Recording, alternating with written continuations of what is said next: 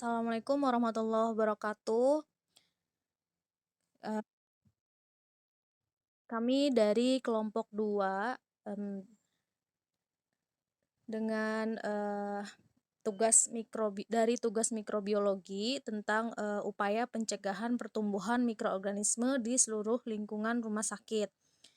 Kelompok kami, terdiri dari 3 orang, yaitu saya, Mutahhar Fauzia, kemudian Ibu Ria Hardini, dan Zefania. Next, Ibu, maaf.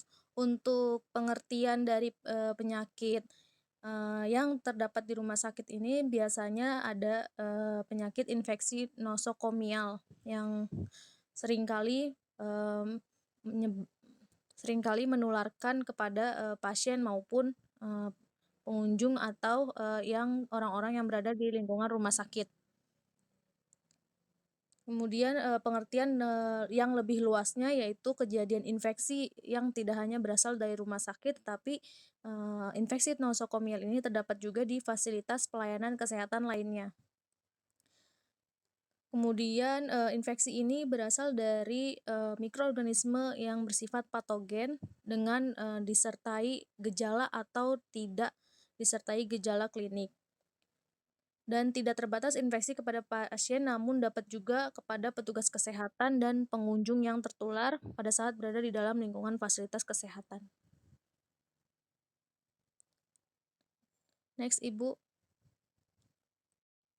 Di sini ada faktor-faktor yang berpengaruh pada infeksi nosokomial, yaitu, ada faktor dari luar, yaitu intrinsik, berkaitan dari, sterilitas ruangan perawat, terus kemudian peralatan medis petugas seperti dokter, perawat, kemudian lingkungannya, terus kemudian jumlah pengunjung dalam suatu ruangannya dan jenis tindakan yang dilakukan.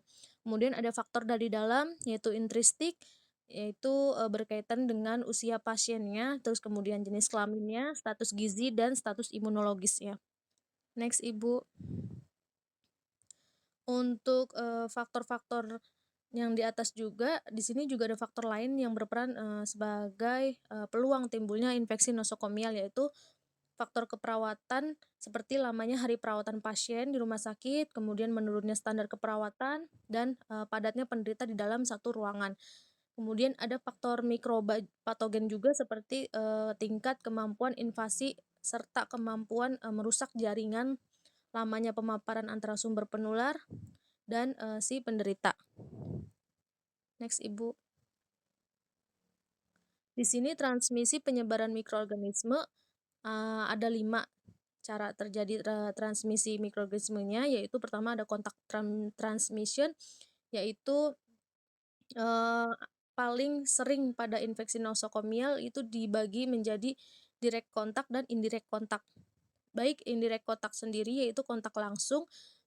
Transmisi mikroorganisme itu langsung ke permukaan tubuh, dari permukaan tubuh ke permukaan tubuh lainnya, seperti saat memandikan pasien, membalikan pasien, kemudian ada kegiatan asuhan keperawatan yang menyentuh permukaan tubuh pasien langsung dan dapat terjadi di antara, kedua pasien. Kemudian ada indirect kontak, yaitu kontak tidak langsung, di mana kondisi orang, lemah melalui peralatan dan yang terkontaminasi seperti, di peralatan instrumen bedah yang terkontaminasi, kemudian jarum, alat dressing, terus sarung tangan yang terkontaminasi, tidak dicuci, atau sarung tangan tidak diganti, antar, pasien, peralatan makan dan minum pula, dan peralatan laboratorium serta peralatan infusi atau transfusi darah. Next, Ibu. Kemudian ada droplet transmission yaitu percikan ya. Di sini seperti kita ketahui bentuk kontak transmisi selanjutnya yaitu mekanisme transfer mikroorganisme patogen ke penjamu lainnya dengan jarak transmisi kontak. Memiliki partikel yang kecil, yaitu lebih besar dari tidak lebih dari besar dari 5 mikron. Dengan cara droplet, mikroorganisme itu dapat, tertular melalui batuk, bersin, berbicara, atau saat melakukan tindakan khusus seperti saat, melakukan pengisapan lendir, tindakan broskopi, atau transmisi droplet, berasal dari infeksi orang yang dalam jarak dekat melalui udara yang, tingkat konjungtivitasnya pada mukosa, hidung, dan mulut. Kemudian, droplet tidak meninggalkan sisa di udara, maka penanganan khusus udara ventilasi yang buruk itu, dapat menjadi, cara penularan, infeksi nosokomial tersebut. Next, Ibu. Kemudian pada airborne transmission melalui udara, udara yang bersih, udara yang tidak bersih maksudnya, dicemari oleh debu atau tanah, terus berbagai uap dari manusia, atau sekret yang keluar dari mulut atau hidung tenggorokan manusia, bila, terinfeksi mikroba patogen, melalui udara, dia terhirup dan, dalam beberapa waktu sehingga penanganan khusus di udara itu perlu dilakukan, seperti, penanganan pada ventilasi udara dalam bentuk, droplet nuklei yang dikeluarkan oleh penderita saat batuk atau bersin, saat bernafas atau berbicara, dan, merupakan partikel yang terbang itu bersama debu lantai atau tanah itu termasuk cara, transmisi, mikroorganisme patogen toksokomial tersebut. Next, Ibu.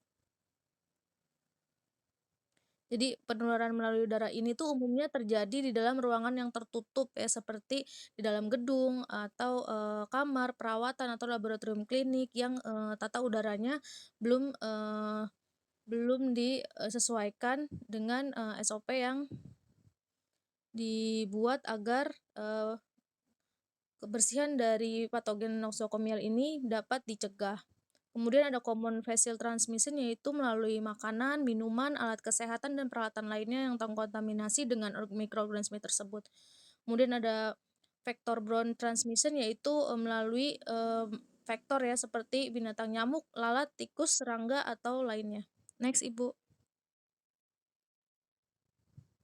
Di sini ada macam-macam mikroorganisme penyebab infeksi nosokomial ya dari golongan Coccus gram positif yaitu contohnya ada, Streptococcus grup A, B, C, dan G.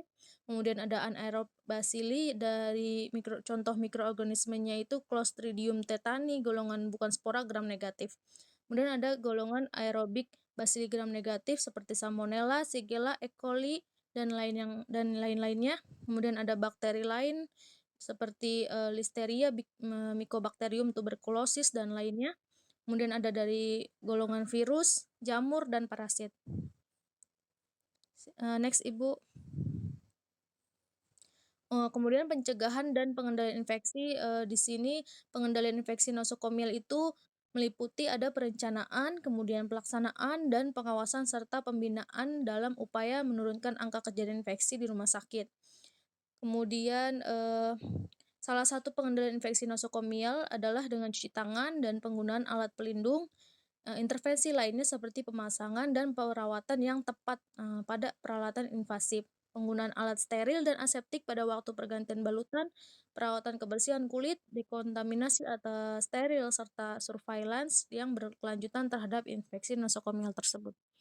Next, Ibu.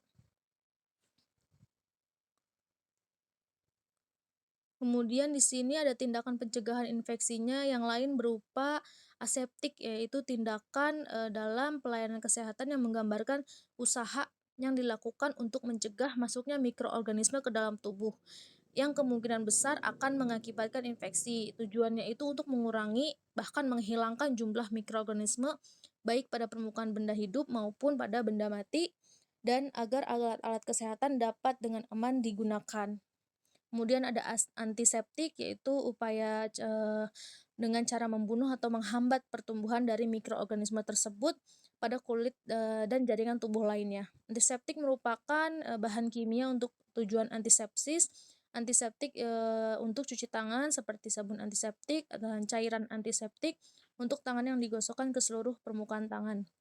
Meminimalkan pertumbuhan mikroorganisme tanpa menggunakan air atau handuk.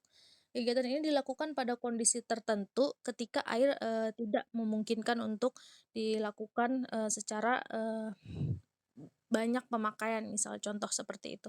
Next, Ibu.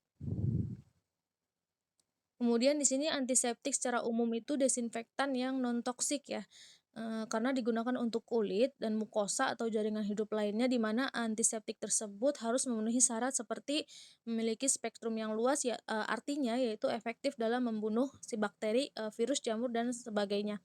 Kemudian tidak merangsang kulit ataupun mukosa, seperti peradangan atau Toksisitas atau daya absorpsi melalui kulit atau mukosa itu rendah.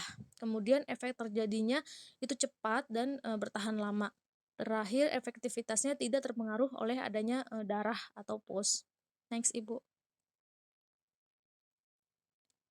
Di sini ada beberapa antiseptik yang banyak digunakan, yaitu alkohol 70%, kemudian ada iodium, kemudian ada povidone, chlorhexidine, dan, hexafluoran.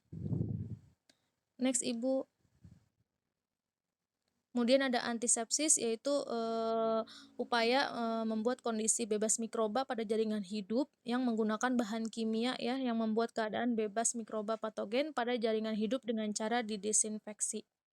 Kemudian ada cuci tangan, yaitu kegiatan mengalirkan air yang ditambahkan dengan sabun, bertujuan untuk membersihkan tangan dari kotoran mikroorganisme sementara dari tangan. Kemudian ada dekontaminasi, yang kelima, yaitu tindakan yang dilakukan agar benda mati dapat ditangani oleh petugas kesehatan secara aman, terutama pada petugas kebersihan medis sebelum pencucian dilakukan. Contohnya ini seperti meja pemeriksaan, alat-alat kesehatan, sarung tangan yang terkontaminasi oleh darah atau cairan tubuh saat prosedur bedah atau tindakan yang dilakukan. Next, Ibu. Kemudian di sini ada pencucian itu, tindakan menghilangkan semua darah ya atau cairan tubuh atau setiap benda asing seperti debu atau kotoran lainnya. Kemudian ada sterilisasi, yaitu tindakan menghilangkan mikroorganisme dengan, peralatan-peralatan medis peralatan-peralatan medis yang akan selalu memerlukan upaya sterilisasi berulang kali dari satu pemanfaatan, ke pemanfaatan berikutnya, seperti reus, seperti itu. Next, Ibu. Berikut, beberapa metode sterilisasinya, yaitu ada metode uap panas bertekanan tinggi yang mampu membunuh mikroba patogen, dengan, memecah enzim dan membran sel si mikroba tersebut. Kemudian ada metode panas kering, yaitu dengan cara oksidasi di mana si protein mikroba tersebut akan mengalami koagulasi dan, sterilisasi ini memakai udara yang panas pada oven. Kemudian ada metode gas kimia, yaitu membunuh mikroba itu melalui reaksi kimia, yaitu reaksi alkilasi, yaitu menggunakan autoklaf pada suhu di 36 sampai dengan 60 derajat atau konsentrasi gas kurang dari 400 miligram per liter. Next, Ibu, maaf. Kemudian di sini ada desinfektan yang di mana bahan kimia ini digunakan untuk, benda mati dan peralatan-peralatan digunakan di rumah sakit yang perlu didesinfeksi termasuk kamar dan peralatan yang tidak kontak langsung dengan pasien ya, seperti kamar bedah, ruang perawatan, ada meja operasi dan peralatan medis. Desinfektan yang baik itu harus memenuhi syarat sebagai berikut, yang mempunyai spektrum luas, daya absorpsinya rendah, tidak korosif atau bereaksi pada alat-alat medis lainnya, toksisitasnya rendah pada petugas dan baunya tidak merangsang atau tidak menyengat. Next, Ibu.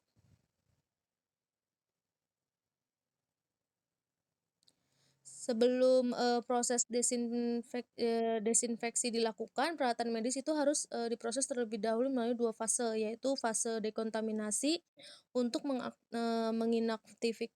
menginaktivasi itu serta mengurangi jumlah mikroba patogen yang ada. Terus, dengan cara, fase pembersihan, yaitu teknis dikerjakan dengan merendam peralatan medis dalam larutan klorin 0,3% selama 10 menit. Kemudian ada fase pembersihan, yaitu fase pembebasan peralatan medis dari kotoran darah atau pus atau potongan jaringan tubuh dengan, menyikat atau menggosok. Kemudian, dilakukan proses pencucian dengan larutan sabun atau deterjen dengan dibilas dengan air bersih serta mengeringkannya. Next, Ibu.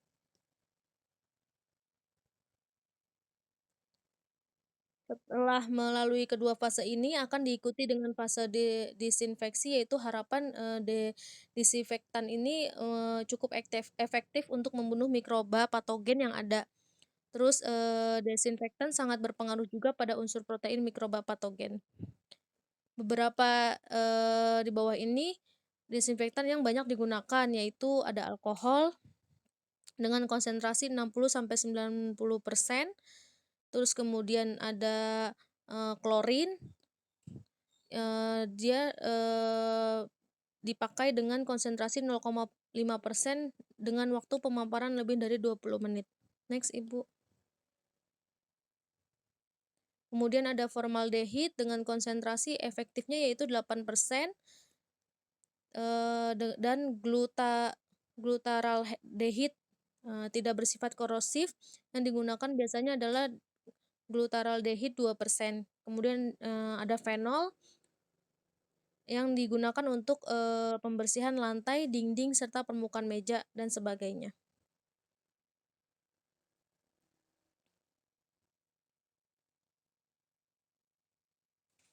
Kemudian di sini ada strategi pencegahan dan pengendalian infeksi, yaitu peningkatan daya tahan, penjamu ya. Daya tahan, penjamu itu dapat ditingkatkan dengan pemberian imunisasi, yaitu hepatitis B dan, inaktivasi agen penyebab infeksi, yaitu dilakukan dengan metode fisik maupun kimiawi. Contohnya dengan metode fisik yaitu pasteurisasi atau sterilisasi dan memasak makanan seperlunya. Metode kimia termasuk, klorinasi air, desinfeksi peralatan dan lingkungan, serta penggunaan antibiotik.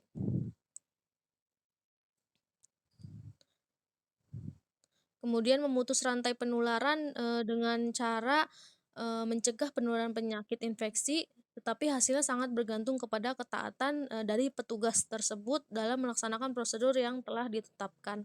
Kemudian tindakan pencegahan pasca pajanan, yaitu terhadap petugas kesehatan, hal ini terutama berkaitan dengan pencegahan agen infeksi yang ditularkan melalui darah dan cairan tubuh lainnya, yang sering terjadi karena luka tusuk jarum, bekas pakai pajanan, atau lainnya. Yang penyakit yang dapat tertular yaitu hepatitis B, hepatitis C, dan HIV.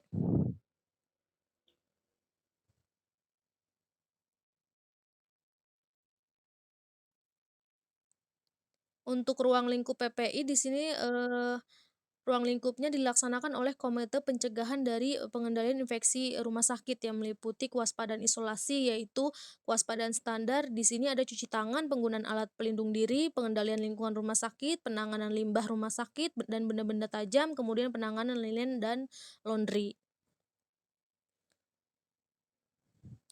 Kemudian di sini ada pemrosesan peralatan perawatan pasien ya, seperti pembersihan, desinfeksi, sterilisasi, kemudian ada kesehatan karyawan dengan memperhatikan etika batuk, penyuntikan yang aman kepada pasien, dan, kewaspadaan berdasarkan transmisi, yaitu melalui kontak dengan pasien, dan atau melalui droplet,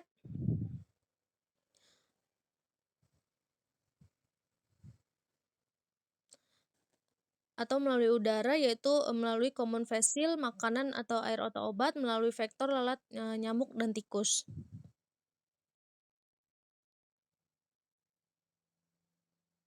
Next, Ibu. Terus kemudian penggunaan antibiotik yang rasional ya, seperti surveillance, pendidikan, pelatihan infeksi nosokomial, dan pencegahan infeksi nosokomial. Next, Bu. Di sini persyaratan, teknis ruangan dalam bangunan rumah sakit, yaitu di sini ruang rawat jalan harus memperhatikan letak ruang rawat jalan, mudah diakses, seperti, ruang rekam medis, ruang farmasi, radiologi, dan ruang laboratorium. Ruang rawat jalan harus memiliki ruang tunggu dengan kapasitas memadai, kemudian desain ruangan, dan, dalam hal ruangan, pemeriksaan pasien menular pada ruang jalan itu harus dibedakan, dari pasien, yang lainnya yang dapat mengontrol penyebaran infeksi tersebut. Next, Ibu. Terus kemudian ruangan harus dijamin terjadinya pertukaran udara yang baik, ya, terus kemudian harus mengoptimalkan cahaya, terus kemudian, kelompok klinik penyakit penular harus dipisahkan dengan klinik penyakit tidak menular biar yang baik aksesnya, agar alurnya dapat, dibedakan. Terus kemudian ruangan klinik, yang menangani pasien menular harus, dilakukan pertukaran udara minimal 12 kali per jam. Next, Ibu. Iya.